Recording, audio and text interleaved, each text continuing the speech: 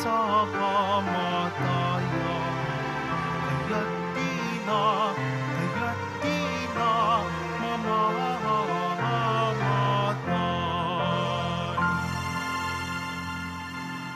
Sa ngalan ng Ama at ng Anak at ng Espiritu Santo. Amen. Ang pagpapala at kapayapaan mula sa Diyos na Ama natin at sa Panginoong Hesukristo naway sumainyo. At sumaiyo rin. Mga kapatid, tinipon tayo bilang kaanib na angkan ng Diyos. Kaya dumulog tayo sa maawaing Panginoong nagpapatawad ng lubos.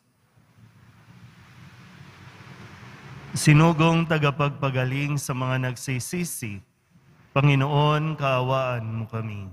Panginoon, kaawaan mo kami. Dumating na tagapag-anyayang mga makasalanan ay magsisi, Kristo, kaawaan mo kami. Kristo, kaawaan mo kami. Nakaluklok ka sa kanan ng Diyos Ama para ipamagitan kami. Panginoon, kaawaan mo kami. Panginoon, kaawaan mo kami. Kaawaan tayo na makapangyarihang Diyos, patawarin tayo sa ating mga kasalanan at patnubayan tayo sa buhay na walang hanggan. Amen. Manalangin tayo. Ama naming makapangyarihan, mapasa amin nawa ang kakayahang gumanap na kaloob ng Espiritu Santo upang sundin ang loob mo at magawa namin ang kasiyasiya sa iyo sa pamamagitan ni Jesucristo kasama ng Espiritu Santo magpasawalang hanggan. Amen. Magsiupo ang lahat. Pagbasa mula sa mga gawa ng mga apostol. Samantalang nasa Korinto si Apolos, si Pablo na may naglagos sa mga dakong bulubundukin ng lalawigan hanggang dumating sa Efeso. May natagpuan siya roong ilang alagad at tinanong niya, "Tinanggap na ba ninyo ang Espiritu Santo nang sumampalataya kayo?" "Hindi po," tugon nila. "Ni hindi namin narinig na may Espiritu Santo." "Kung gayon, sa ano kayo nabinyagan?" tanong niya. "Sa binyag ni Juan," anila. Sinabi ni Pablo, ang binyag ni Juan ay tanda ng pagsisisi. Sinabi niya sa mga Israelita na dapat silang sumampalataya sa darating na kasunod niya, sa makatuwid bagay kay Jesus. Nang marinig nila ito, sila'y nagpabinyag sa pangalan ng Panginoong Jesus. Ipinatong ni Pablo ang kanyang kamay sa kanila. Bumaba sa kanila ang Espiritu Santo at sila'y nagsalita ng iba't ibang wika at nagpahayag ng salita ng Diyos. Sila'y humigit kumulang sa 12 lalaki.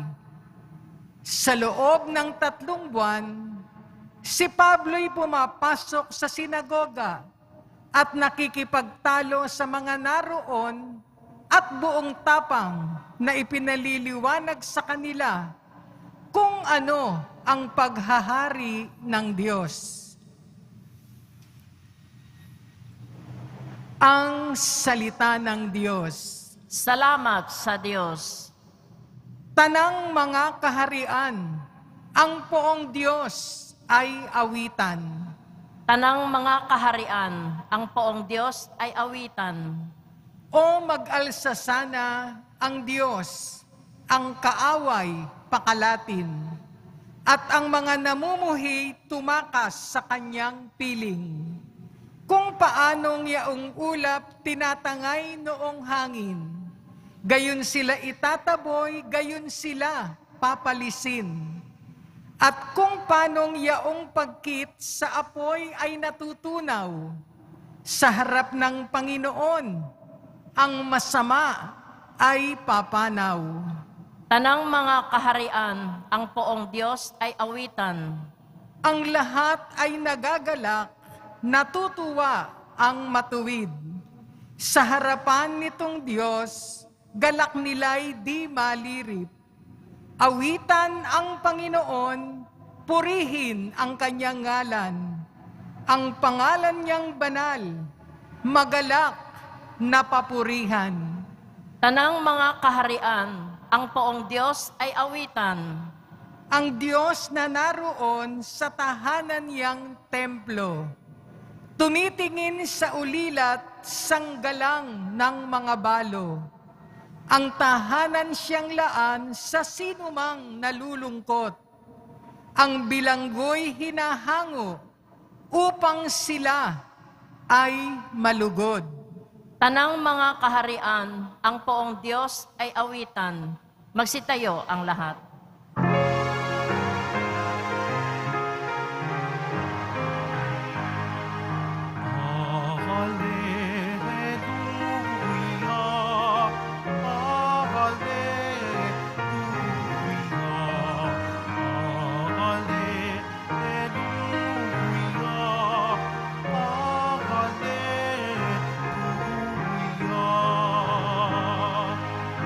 Kayong kay Kristo na buhay ay sa langit nakalaan upang kay Kristo pumisan. Hallelujah, hallelujah,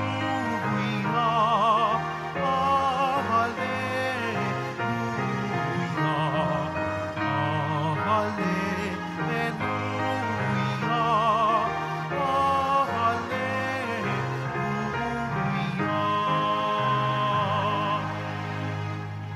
Sumainyo ang Panginoon.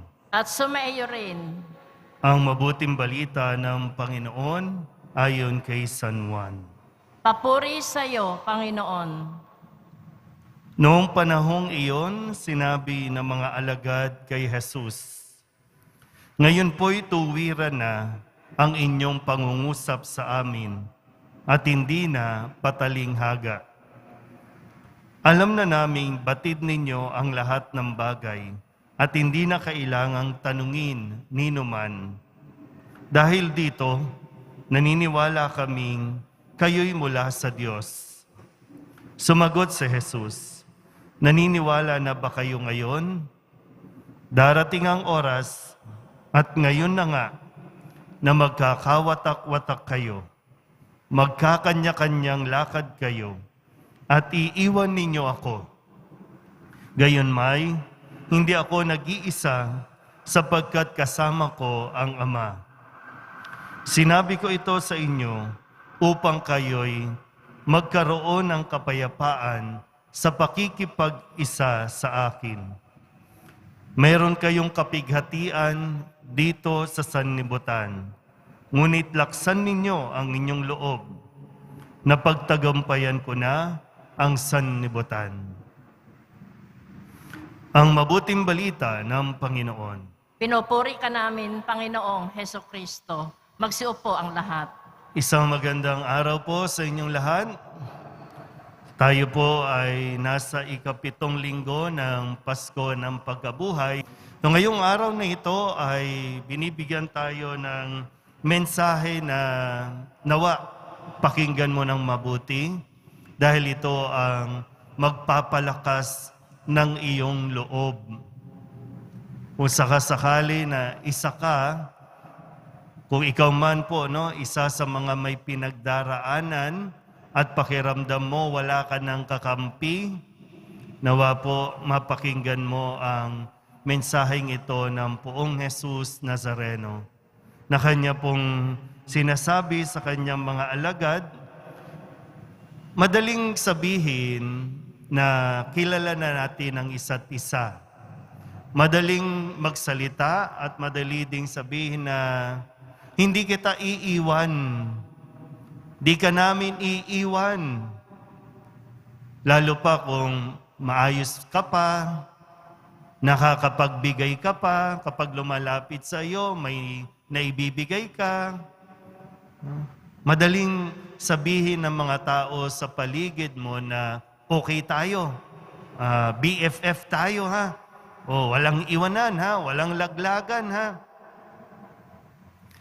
Pero darating ang panahon na talagang susubukin nito.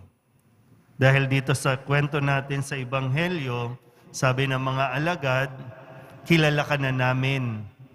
No? Ngayon, tuwiran na nakikilala ka namin. At ang sabi ni Jesus, naniniwala ba talaga kayo? At alam niya na yung pwede mangyari. No? Maduduwag yung mga alagad, matatakot sila, iiwan nila si Jesus sa panahong kailangan ni Jesus ng kaibigan. Pero naiintindihan ni Jesus yon. Kaya nga sinasabi niya rin na huwag kayong mag-alala. No? Sinasabi ko lang ito para magkaroon kayo ng kapayapaan sa pakikipag-isa sa akin. Dahil kung babalikan natin ang kwento, huhulihin si Jesus, paparatangan si Jesus, ipapako at mamamatay. At sadyang magkakawatak-watak sila dahil hindi nila alam yung kanilang gagawin. Pero yung sabi nga dito, no? Hindi ako nag-iisa talaga. Sabi ni Jesus, no? Naranasan na ni Jesus ang lahat ng hirap. Huwag mong isipin na ikaw yung pinaka may karanasan na hirap dahil kung tutuusin, naranasan na ni Jesus ang lahat ng pinakamahirap sa mundong ito. Pero ang sabi niya, pag nangyari ito sa inyo, laksan niyo ang inyong loob. Kasi napagtagumpayan ko na ang sanlibutan. So walang anumang problema sa mundong ito ang hindi mo kakayanin, lalo tigit kung nakakapit ka kay Kristo. Kahit sakit pa yan, na wala ng pag-asang gumaling. Pero hindi ibig sabihin nag-iisa ka. Huwag mong isiping nag-iisa ka. Pwedeng iniwan ka, pwedeng pansamantala, pwedeng forever, iniwan ka ng mga taong inaasahan mong aalalay at tutulong sa iyo. Pero kahit kailan, hindi ka iiwan ng Diyos. Di mo lang nakikita, pero gamit ang pananampalataya, mararamdaman mo siya. Pangako ng Diyos yan.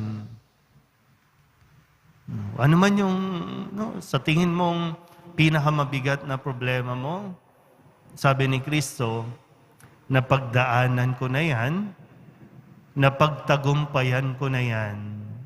At sa pinakasimpleng salita, kaya mo rin. At kakayanin mo yan. Kailangan mo lang talaga ding bumangon, kailangan mo talagang magpakatatag, kailangan mong tulungan ang iyong sarili. Ibangon mo ang iyong sarili. Kasama mo ang poong Jesus Nazareno. Amen. Magsitayo po ang lahat.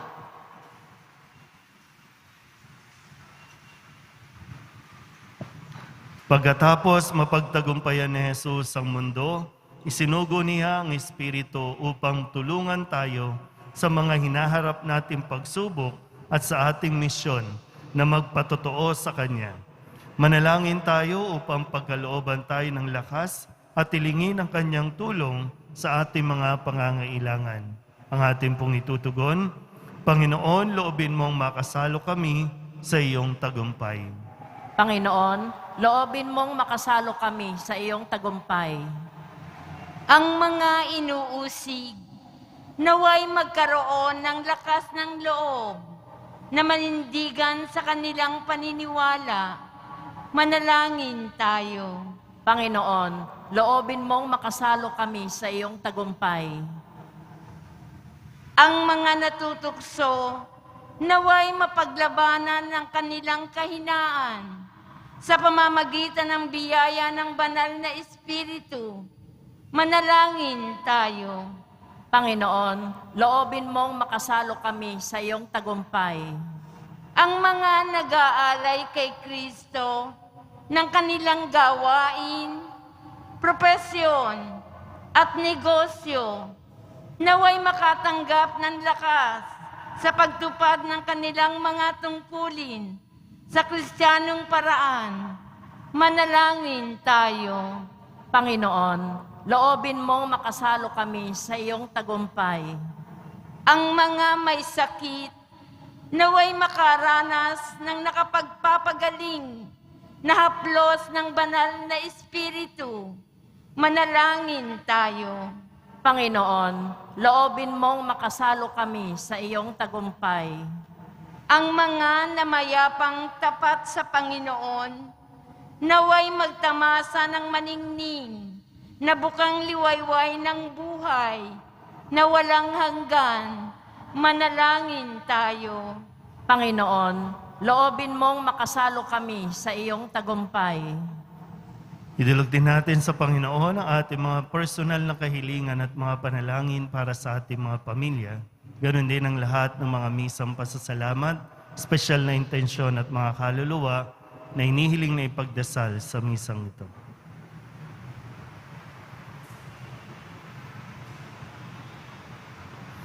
Ang lahat ng ito inihiling namin sa ngalan ni Kristong aming Panginoon. Amen.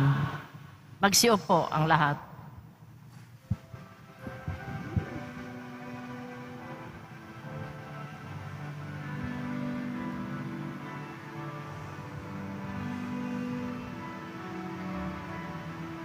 Inapay sa tanan ay nagbibigay buhay. Biyayang kaloob mo ay aming inaalay. Aming hiling pagpapalat, buhay na dalisan. Magsitayo ang lahat. Manalangin kayo mga kapatid upang paghahain natin ay kalugdan ng Diyos Amang makapangyarihan.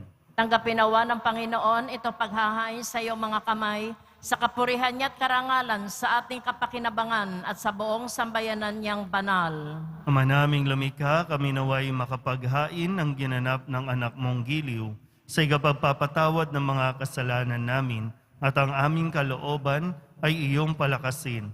Sa pamamagitan ni Jesucristo kasama ng Espiritu Santo, magpasawalang hanggan. Amen. Sumainyo ang Panginoon. At sumaiyo rin. Itaas sa Diyos ang inyong puso at diwa. Itinaas na namin sa Panginoon. Pasalamatan natin ang Panginoong ating Diyos. Marapat na siya ay pasalamatan.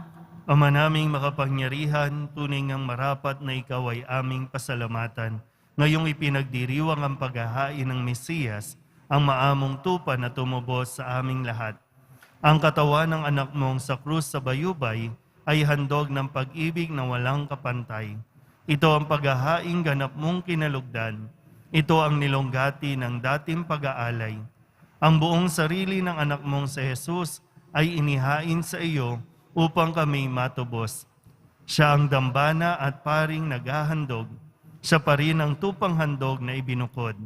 Kaya kaysa ng mga anghel na nagsisiawit ng papuri sa iyo nang walang humpay sa kalangitan, kami nagbubunyi sa iyong kadakilaan. Santo, Santo, Santo, Panginoong Diyos ng mga hukbo, napupuno ang langit at lupa ng kadakilaan mo, o sana sa kaitaasan. Pinagpala ang naparirito sa ngalan ng Panginoon, o sana sa kaitaasan. Magsiluhod ang lahat. Ama naming banal, ikaw ang bukal ng tanang kabanalan. Kaya't sa pamamagitan ng iyong Espiritu, gawin mong banal ang kaloob na ito upang para sa aming maging katawan at dugo ng aming Panginoong Hesukristo. Bago niya pinagtiis ang kusang loob na maging handog, inawakan niya ang tinapay, pinasalamatan kaniya, binaghati-hati niya iyon, iniabot sa kanyang mga alagad at sinabi, "Tanggapin ninyong lahat ito at kanin, ito ang aking katawan na ihahandog para sa inyo."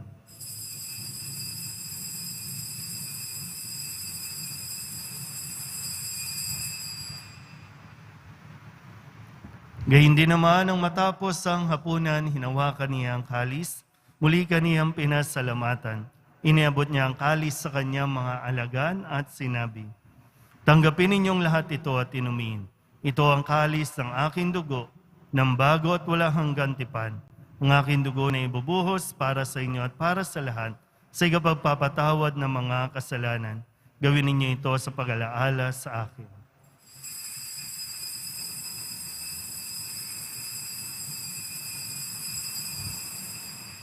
Magsitayo ang lahat. Ipagbunyi natin ang misteryo ng pananampalataya. Si Kristo'y namatay, si Kristo'y nabuhay, si Kristo'y babalik sa wakas ng panahon. Ama, ginagawa namin ngayon ang pag-alaala sa pagkamatay at muling pagkabuhay ng iyong anak, kaya tiniaalay namin sa iyo ang tinapay na nagbibigay buhay at ang kalis na nagkakaloob ng kaligtasan. Kami napapasalamat dahil kami iyong minarapat na tumayo sa harap mo para maglingkod sa iyo. Isinasamo namin kami magsasalo-salo sa katawan at dugo ni Kristo ay mabuklod sa pagkakaisa sa pamamagitan ng Espiritu Santo.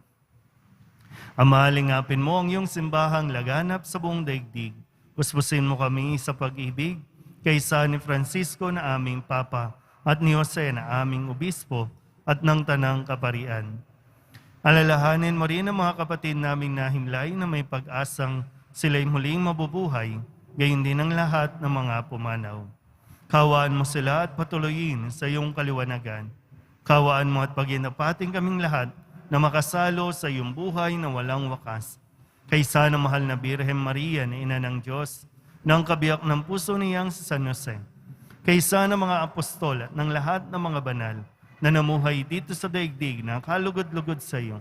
May pagdiwang nawa namin ang papupuri sa ikararangal mo sa pamamagitan ng iyong anak na aming Panginoong Hesukristo. Sa pamamagitan ni Kristo, kasama niya at sa Kanya, ang lahat ng parangal at papuri ay sa iyo, Diyos amang makapangyarihan, kasama ng Espiritu Santo, magpasawalang hanggan. Amen, amen, amen. Amen, hallelujah.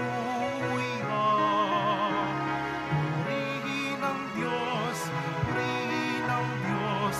Amen, hallelujah. Amen, amen, amen. Amen, hallelujah. Mong kababaang loob tayong tumawag sa ating Panginoon ng Ama namin. Ama namin, sumasalangit ka, sambahin ang ngalan mo. Mapasa amin ang kaharian mo, sundin ang loob mo dito sa lupa para ng sa langit.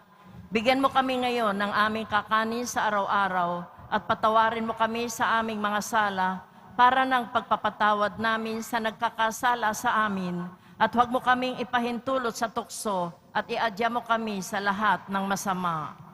Hinihiling namin kami iadya sa lahat ng masama, pagkalooban ng kapayapaan araw-araw, iligtas sa kasalanan at ilayo sa lahat ng kapahamakan, samantalang aming pinananabikan ang dakilang araw ng pagpapahayag ng tagapagligtas naming si Hesukristo.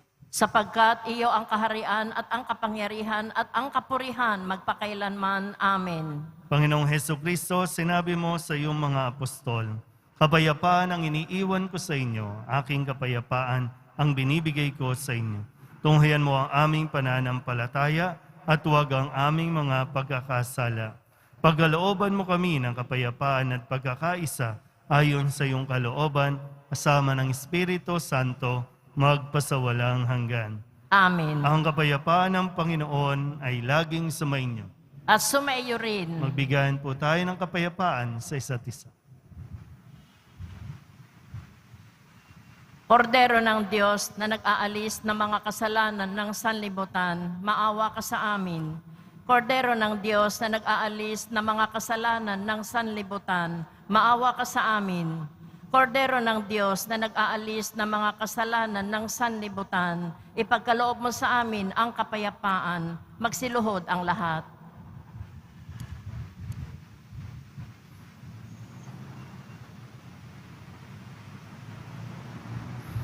Ito ang kordero ng Diyos.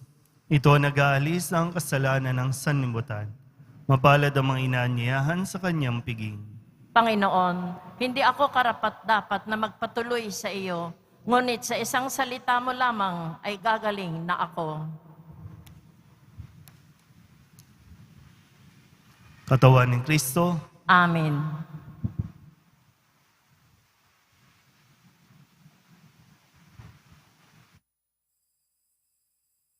Para sa lahat ng tatanggap ng banal na komunyon, manatili lamang po kayo sa inyong mga pwesto o kinauupuan. Huwag na po kayong aalis o lilipat ng lugar. Ang pari at ang mga lay ministers po ang mag-aabot sa inyo ng komunyon upang maiwasan ang inyong pagdidikit-dikit. Sumunod po tayo. Maraming salamat po.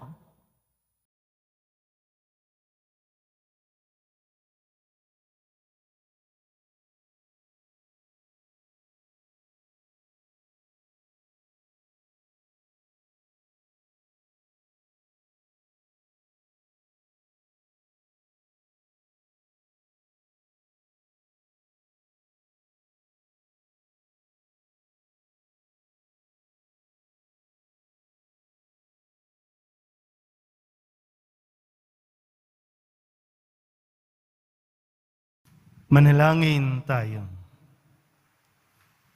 Ama naming mapagmahal, manatili kang kapiling ng iyong sambayanan na ngayon pinapakinabang mo sa iyong sariling buhay at gawin mong kami pasulong na makahakbang mula sa dati naming pagkamakasalanan patungo sa pagbabagong nagdudulot ng iyong kabutihan sa pamamagitan ni Jesucristo kasama ng Espiritu Santo magpasawalang hanggan. Amen. Sumainyo ang Panginoon. At sumaiyo rin. Manalangin tayo para sa pagbabasbas. Mahal na pong Jesus Nazareno, inihayag mo sa pamamagitan ng krus ang walang maliw na pag-ibig ng Diyos sa sangkatauhan. Pakinggan mo ang kahilingan ng iyong angkan na nagsusumamo sa iyo. Makamtanawa nila ang iyong katugunan at tanggapin ang kasagutan na may utang na loob na tinatanaw. Basbasan din po ninyo ang mga dala-dala nilang mga imahin at dasalan sa pamamagitan ng bendisyon na ito, naway maalala nila ang mga pangako nila noon sa binyag na ikaw ang kanilang ibigin at paglilingkuran bilang Panginoon magpasawalang hanggan. Amen. At pagpalain kayo ng makapangyarihang Diyos, Ama at Anak at Espiritu Santo. Amen. Mayo kayong taglay ang kapayapaan ng Poong Jesus Nazareno. Salamat sa Diyos. Magandang araw po.